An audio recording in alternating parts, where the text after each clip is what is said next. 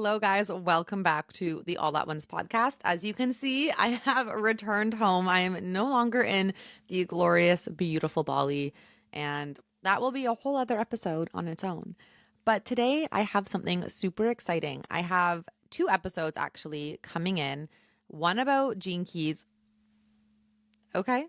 One about Gene Keys, one about human design. And it was going to be one episode, but there was so much just information and downloads and things coming through that I'm splitting it into two. So it's a lot more digestible for you guys. But please get a notepad and a pen or make sure you're taking notes on your phone because there's so much coming through. And if you guys are listening to this in an audio format and not watching it on YouTube, you might want to jump over to YouTube solely because we are going to be pulling up charts so you guys can actually see what it is we're talking about when we go through the Gene Keys chart and when we go through the human design chart. And without it, if you don't already know what they look like, it might be a little confusing. So that's just something to keep in mind. I have a lady coming on today called Jai Gobind. She is magical when it comes to human design, Gene Keys, astrology, and so many more things. And I actually found her because I was watching a YouTube video of her and someone else going through someone's chart. And it was honestly like the way that she was describing and going through it all, it was so digestible and so understandable. Like I've had my Gene Keys chart read before and I did not understand a single thing. Like I was so lost and I haven't touched it for like 2 or 3 years. Like that was back in 2022, right? And I just haven't used it because it made no sense. It did not it didn't grasp in my brain. And so I really wanted to have Jai come on here and talk to you guys because the way she describes it is so digestible and in a way that you can actually take what she's saying and then bring it into your life and like use it. Like it's not just information that's going in one ear and out the other. It's very much tangible information for you to act on and use. So I'm really excited for you guys to listen to this episode. I'm going to give you guys a little bit of background on Jai. She is an astrologer, an intuitive. She reads the Akashic Records. She's a singer, songwriter, jewelry designer, author, and then she also has a company called Channel for Grace. And she also has a program called Moon Goddess Training. So this girl literally does so much. When I say she's so magical, like it's all there. She's also a Gemini sun, a Leo moon, and a Gemini rising, and a 2-4 mental projector with a right angle cross of consciousness. And so through her work, Jai really guides you to deeply connect with your heart space, find the courage to trust your intuition, and align with the healing, sustaining life force of the universe. And it's just so, I mean, obviously on par. This is like such a spiritual podcast. And I'm so excited for you guys to listen to this episode. So we go over basically like the Gene Keys and what they are and how to use them. But then when we get to human design, it's a little bit less of a high level overview and we get a little bit deeper. So the human design episode is not really for someone who's coming in and knowing nothing about human design. It's really going into the aspects of human design that we don't get to hear about or really learn about when we go through our chart. So our angles of the cross, we're going to learn about that. We're going to learn about all of our different variables, what the gates mean and like the actual centers mean when they're colored in, when they're not colored in, and all those types of things. So less about this is your energy type, this is your strategy, this is your profile. We're not focusing on those. We're focusing more on the smaller details that kind of get left behind in the mainstream human design chit chat that's all over social media. So when you guys are ready, you've got all your note taking things here. Jump right into the episode because there's just so much. I'm so excited for you guys to listen. Perfect. So, yes, as we transitioned into human design, okay, so this is what a generic or like typical human design chart would look like. Obviously, I'm a manifester, so Is this your chart? there.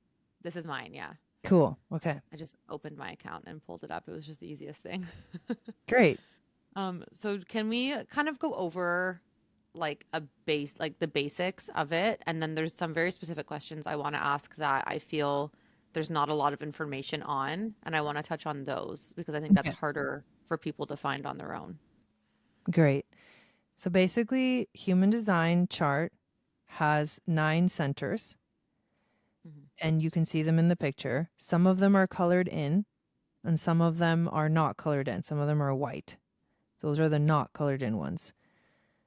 The centers that are colored in your chart are the ones where you have consistent energy that you can rely on.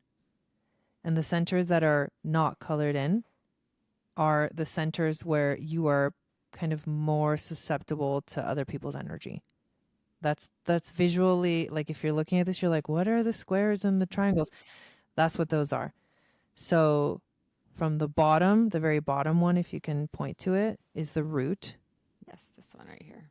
Right above that is the sacral center. To the left is the spleen. To the right of the sacral is the solar plexus center. The one right kind of diagonally above that, the triangle, is the ego center or the heart center. In the center of the chart is the G center. Right above that is the throat. And then it's the ajna. And then it's the head. So each of these have a theme. And within that theme, it holds a certain frequency of information. So we don't have to kind of go into that, but just so you kind of visually understanding that these are centers that give you information about yourself.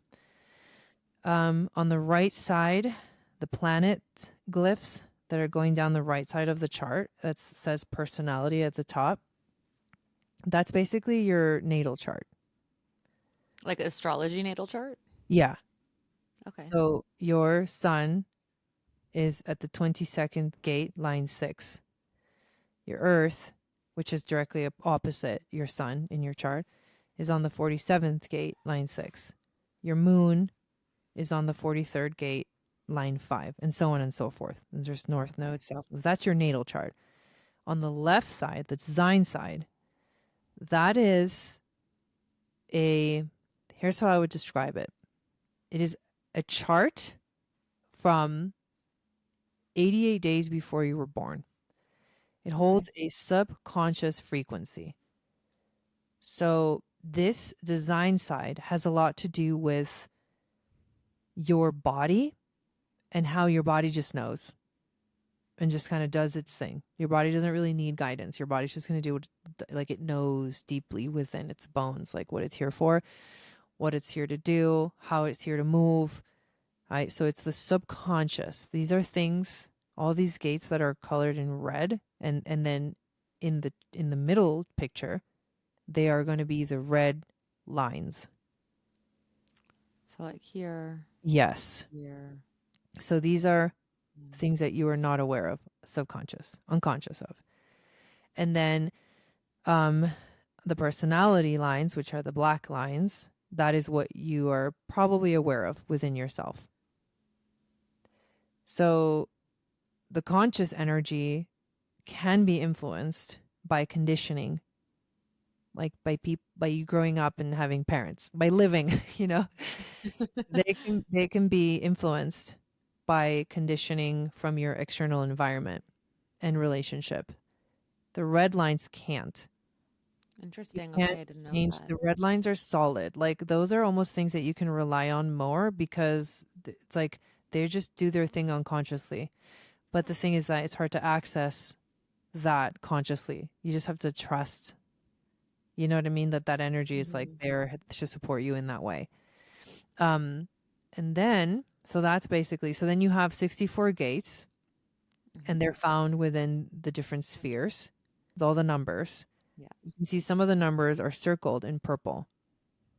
So the numbers that are circled in purple, and it's going to be slightly different depending on what program you use, but generally they are circled in some way. Those are your gates. So for example, the 51 right there in the ego center, this person has the 51 gate on a personality planet. And if you look on the right side, you look at Venus, 51.6. So that gate is where your natal Venus is at. Okay. And so if you have a planet on a gate, it's going to color in that channel. Okay, so there's channels in between the centers. Those are called channels, like rivers that flow. When half of the channel is colored in either black or red, that's just telling you that you have a gate on the one of those centers. The gate that completes that channel on the other side, on the other center, doesn't have anything on it, then it's a hanging gate.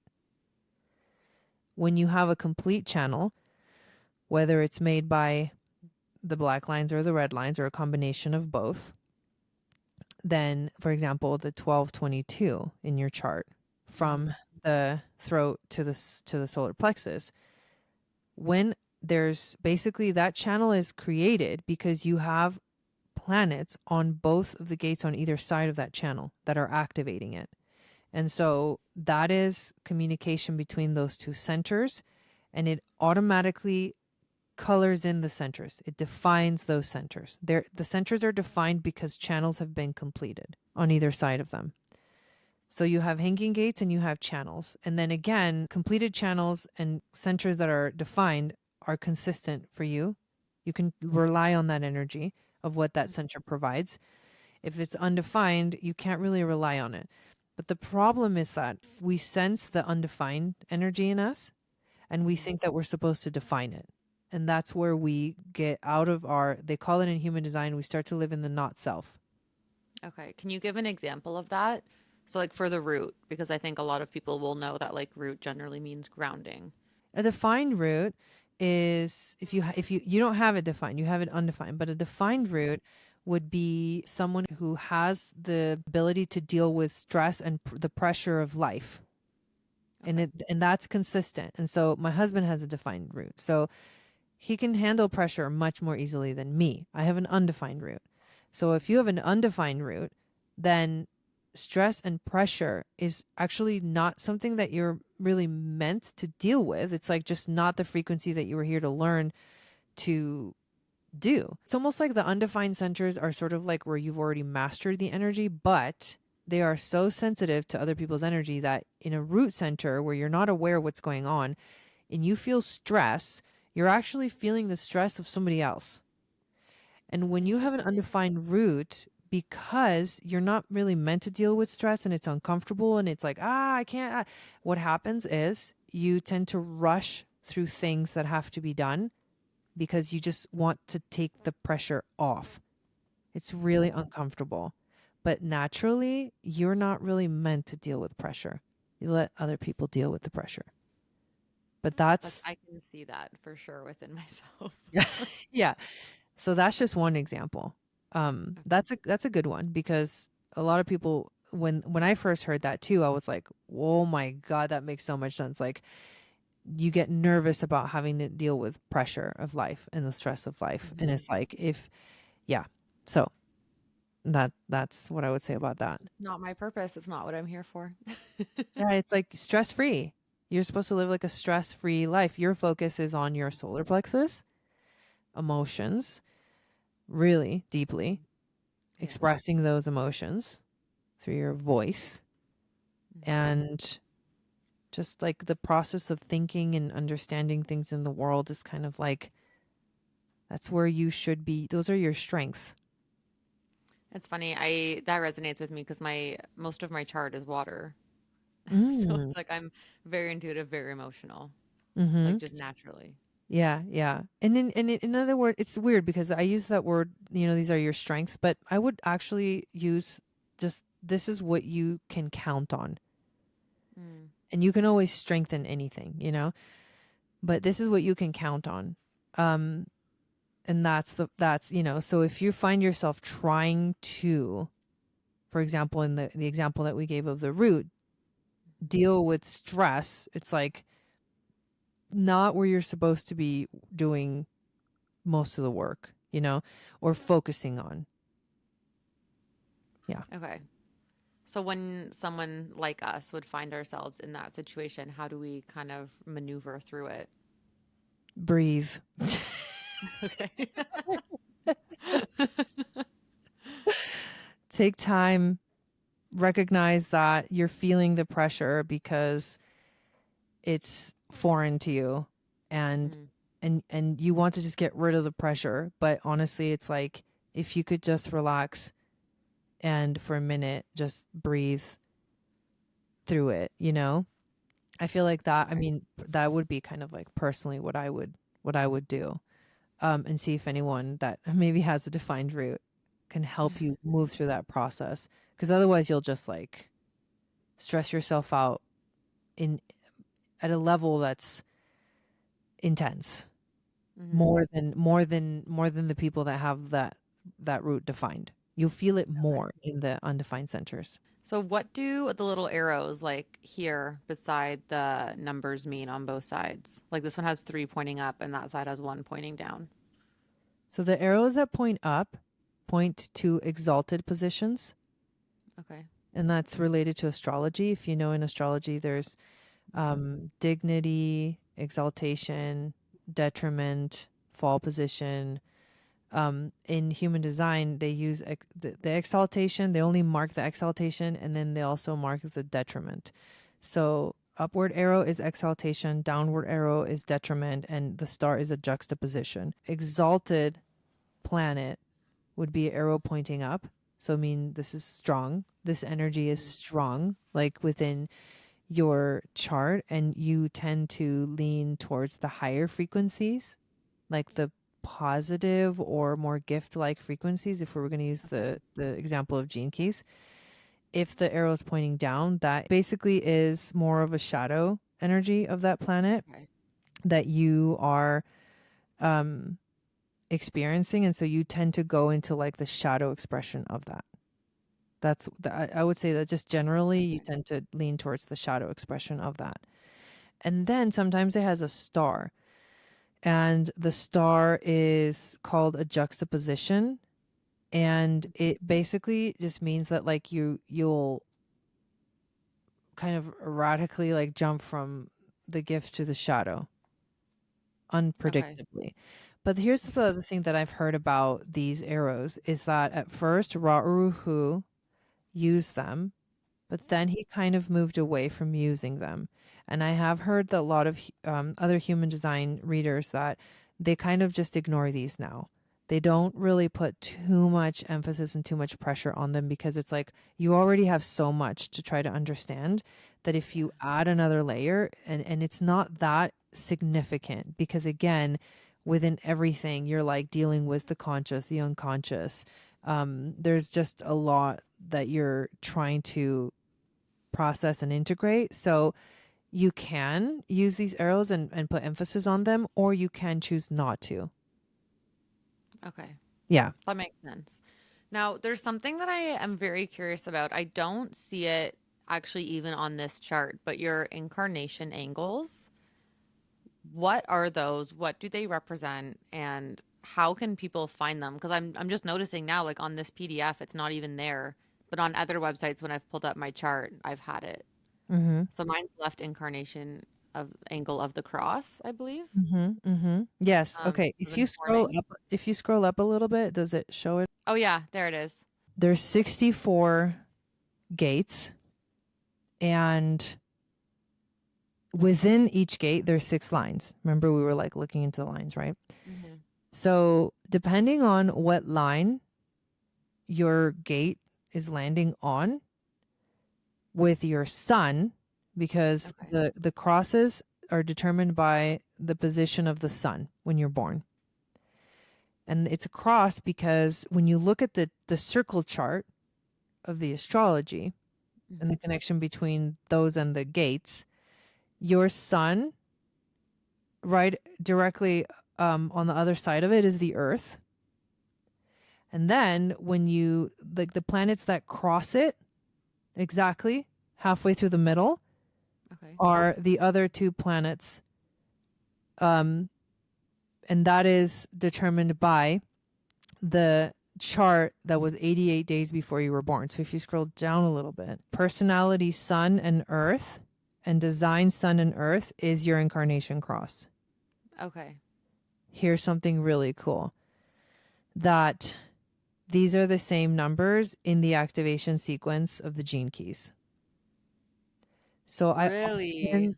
yes, I often guide people who want to learn more about their incarnation cross to study the activation sequence of their gene keys. That was going to be my next question. How can people learn more about it? Because it's there's so minimal information on the crosses. And that's why I guide people to the gene keys because Yeah. it's like there's so much more flavor. in the gene keys and so much more like deep contemplated. That's where it's found, right? Personality Sun Earth, Design Sun Earth. That's your Incarnation Cross. So depending on the lines, and that is obviously that's a little more detailed, so we don't need to get into that. But depending on the lines, you're either going to have a right angle cross, a left angle cross, or a juxtaposition cross. So if you have a right angle cross, according to human design, you are someone who is here not to work on healing karma from the past, from past lives, but to create new karma. So it's kind of like choose your adventure. You will have to pay later.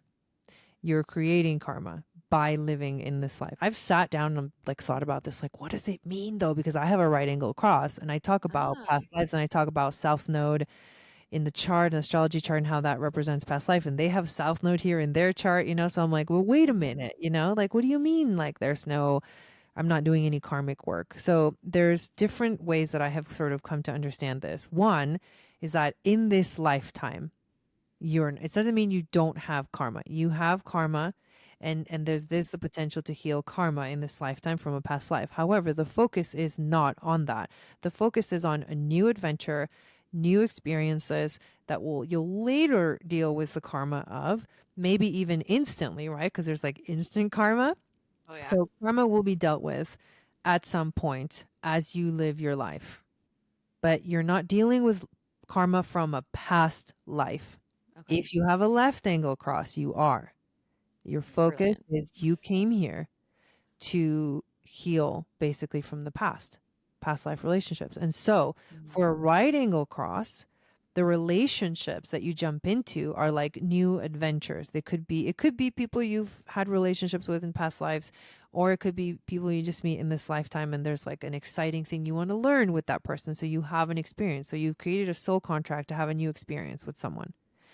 With a left angle cross, it's more defined. So, like every relationship in your life, you are healing karma from a past life. It's Mm. more like predetermined in the lifetime. Whereas And the this isn't right just angle, romantic. This is all relations. everything, it's Yeah. everything. Yeah. From even the homeless person on the street that you pass by that you gave an apple to or whatever. Wow. Yeah. Like all of the, so I call all relationships, all encounters, all things, those are all soul contracts. There's like small, tiny contracts and like huge contracts, like with you and your mother.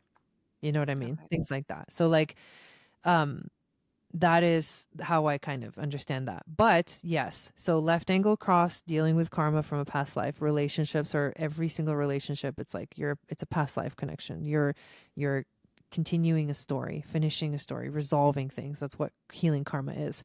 Right angle cross, have a little bit more like freedom to like uh can I cuss on this podcast? Oh my God, of course. Yeah.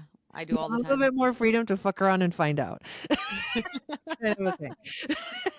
Love um, it. and then if you have the juxtaposition cross, these are the people that have like their life is like they're on train tracks Mm. and they will never veer off. Like if something happens in their life that veers them off track, something will happen to put them back on this track. So they're more like kind of like they have a fated destiny, but it's not fate in the sense of like, oh, it's bad. It's like Mm. they just have more of a direct path that they are on, that they are here to follow for this lifetime. And that's the Okay. difference between the three. But they are created from the personality sun and earth and the design sun and earth. And they are the same things that you find in the activation sequence of the gene keys. And that's how I would guide you to learn more about it, to have more of the experience of it. So there's three possible crosses. There's a right, a left, and a juxtaposition for every gate. That totals to is like 64 times 3. I think it's like 192 total possibilities. Wow. Yeah. So there's a lot. There is a book though. I don't have Wow. it with me, but Raoru Hu wrote a book about the incarnation process. It's like kind of like a workbook type of thing. Hmm. And you can look up information there, but again, I really would recommend you look at the activation sequence of the gene keys to learn more about this incarnation cross. And the more important thing to know is the right versus left versus juxtaposition, meaning that will give more, that will help you a lot. You can look deeper into it, like where's your personality sun and earth in your human design chart? Where's the design sun and earth? What centers? You know, Hmm. are these completed channels or are these hanging gates? And then this is how you can kind of research a little bit further into this energy and where it lives in your chart, or get that book. It's called like Incarnation Crosses, and the author is Ra Uruhu, and that there's like short little, I don't know, like 2-3 paragraphs per incarnation cross that are very helpful. Amazing. Thank you. So the last thing, I know we're like really hitting time. The last thing that I want to go over are just a few of the variables. Because again, these are things that some charts will tell you, some charts won't, and there's not a lot of information. So things like digestion and our strongest sense and our environment. What are those and how can we find more information on those as well? You can find information online if you like really go search for it. I have my experience with it is that it's best to just go um, get a reading from someone who knows about them and can kind of help you understand what they are. So, what are the variables, right? So, the variables are basically these aspects, generally, like in the human design chart, that give you more information about what's the best way for you to ingest food, in what environment, are you going to digest food the best? So part of it has to do with like taking care of our body, and then part of it has to do with understanding how our mind and our cognition works. And so digestion is the part of taking care of your body. Environment is taking care of your body, whereas the perspective and the motivation and even the sense a little bit is more about like how your mind works in the environment, how you perceive things and how you understand things, and how you process things. So when you go into these layers of human design, you can get a lot of help with like, oh, I need to like rearrange my life in this way because Mm, this is what serves me best. So digestion basically is like, how are you supposed to eat, and in what environment is that the best for you to eat, right? And mhm, then the environment is for everything. It's like, what's the best environment for you? And that's going to help your design function optimally.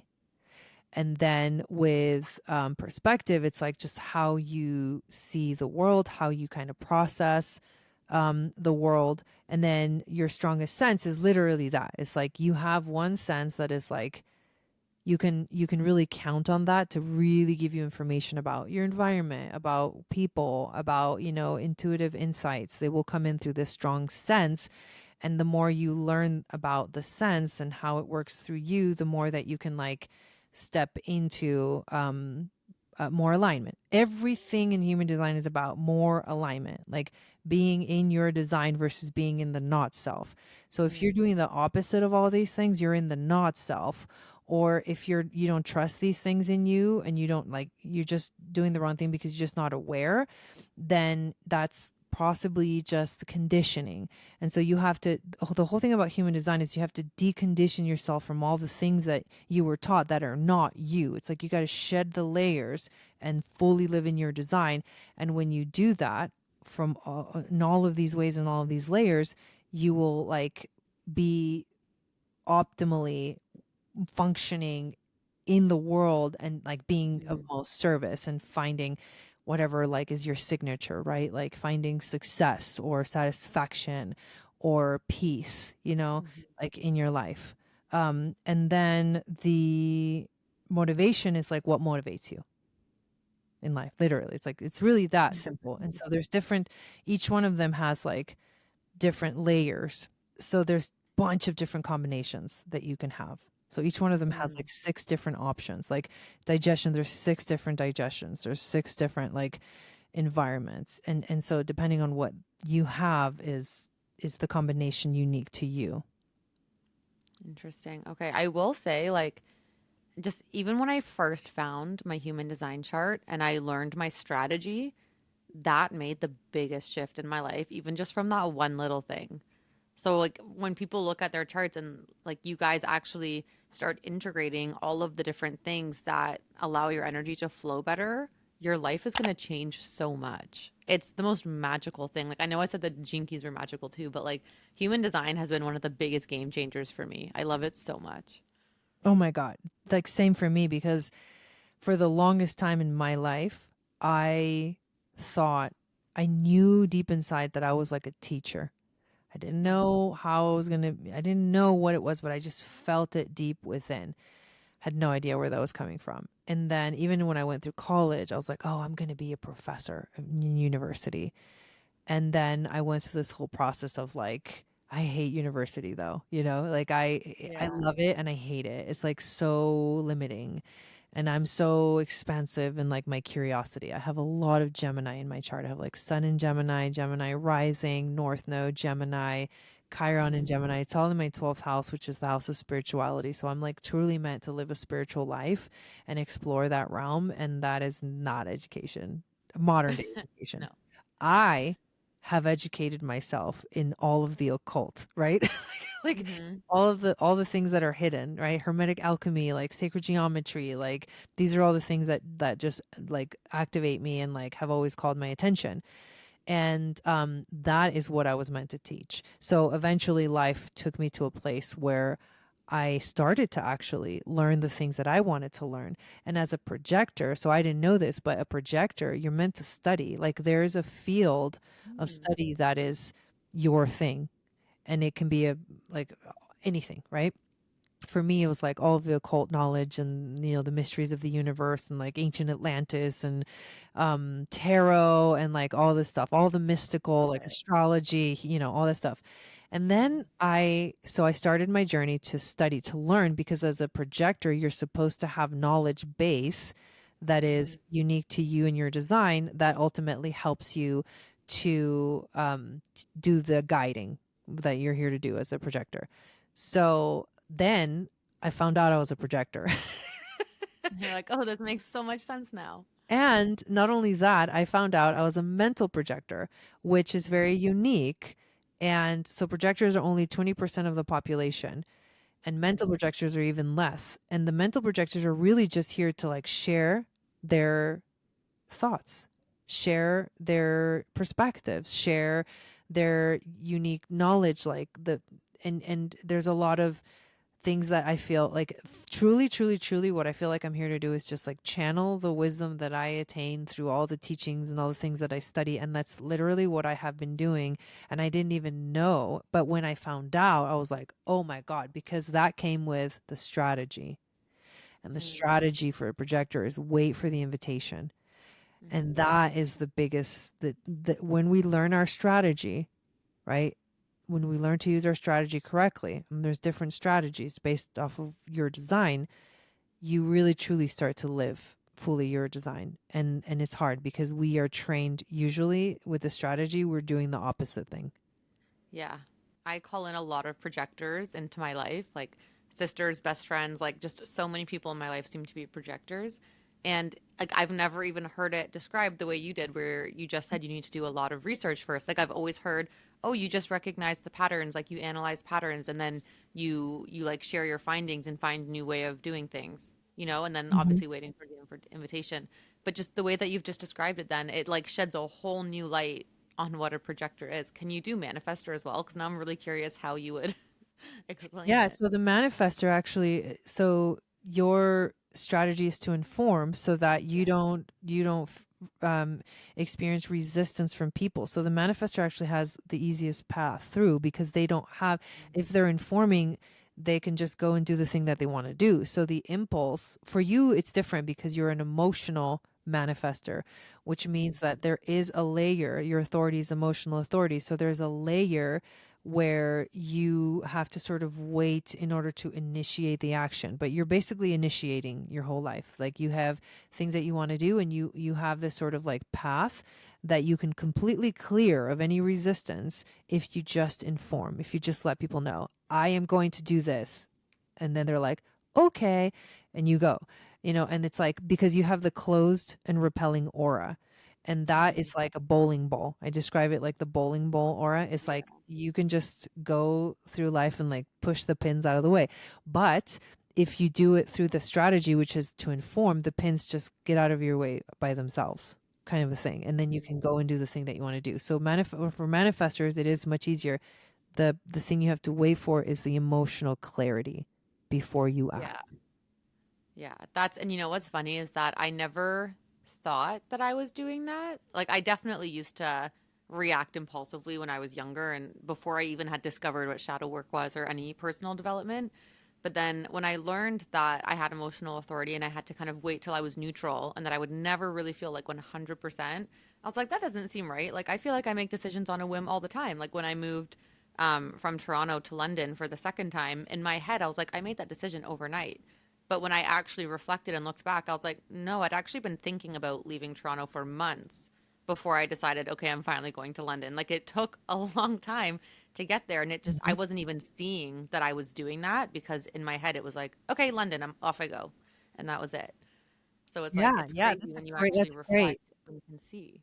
Yeah, totally. So, yeah, it's a pretty magical world that you can just you're unlocking the keys to like who you truly are when you look at any of these systems. And if you're drawn to that, then you should do it.